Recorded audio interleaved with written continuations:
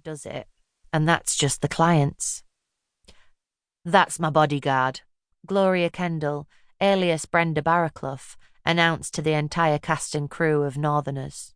We'd all worked out it wasn't your body double, the actress playing Carla said, apparently as sour in life as the character she played in the human drama that had wowed British audiences for the best part of 20 years. Let's hope you only get attacked by midgets, Terry Edwards added. He'd once been a stand-up comedian on the working men's club circuit, but he'd clearly been playing Gloria's screen husband for so long that he'd lost any comic talent he'd ever possessed. I might only be 5'3" in my socks, but I wouldn't have needed to use too many of my Thai boxing skills to bring a lump of lad like him to his knees. I gave him the hard stare, and I'm petty enough to admit I enjoyed it when he cleared his throat and looked away. All right, settle down, the director called. Places, please, and let's take it again from the top of the scene. Can we have a bit of hush back there? Someone else added. I wondered what his job title was and how long I'd have to hang around the TV studios before I worked out who did what in a hierarchy that included best boys, gaffers, and too many golfers to count. I figured I'd probably have long enough, the way things were going. There was a lot of time for idle reflection in this job. When Gloria was filming, silence was the rule. I couldn't ask questions, eavesdrop, or burgle in pursuit of the information I needed to close the case. All there was for me to do was lean against the wall and watch. There was nothing remotely glamorous about witnessing the 7th take of a scene that was a long way from Shakespeare to start with. As jobs went, minding the Queen of the Nation's soaps was about as exotic as watching rain slide down a window. It hadn't started out that way. When Gloria had swanned into our office, I'd known straight off it wasn't going to be a routine case. At Brannigan Co, the private investigation firm that I run, we cover a wide spectrum of work. Previously, when I'd been in partnership with Bill Mortensen, we'd mostly investigated white-collar fraud, computer security, industrial espionage and sabotage, with a bit of miscellaneous meddling that friends occasionally dropped in our laps. Now Bill had moved to Australia, I'd had to cast my net wider to survive.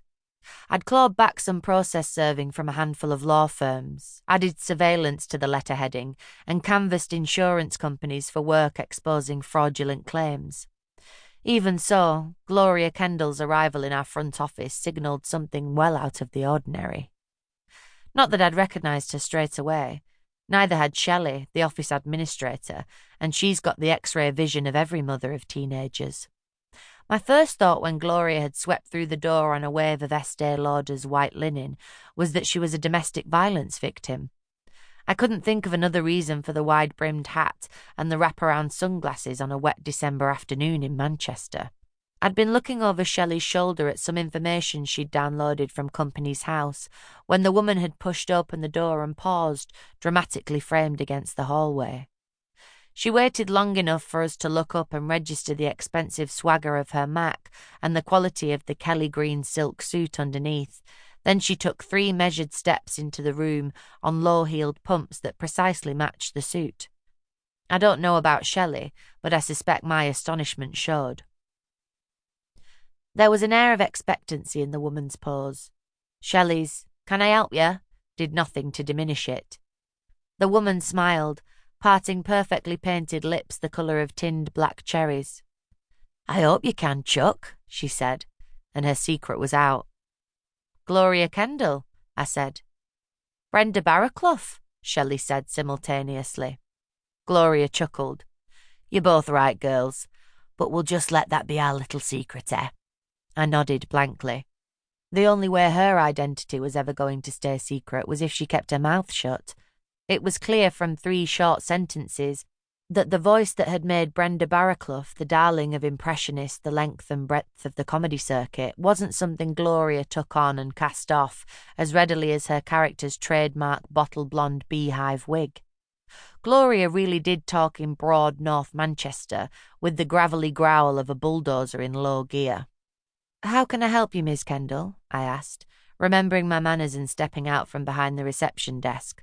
She might not be a CEO in a grey suit, but she clearly had enough in the bank to make sure we all had a very happy Christmas. "Call me Gloria, Chuck.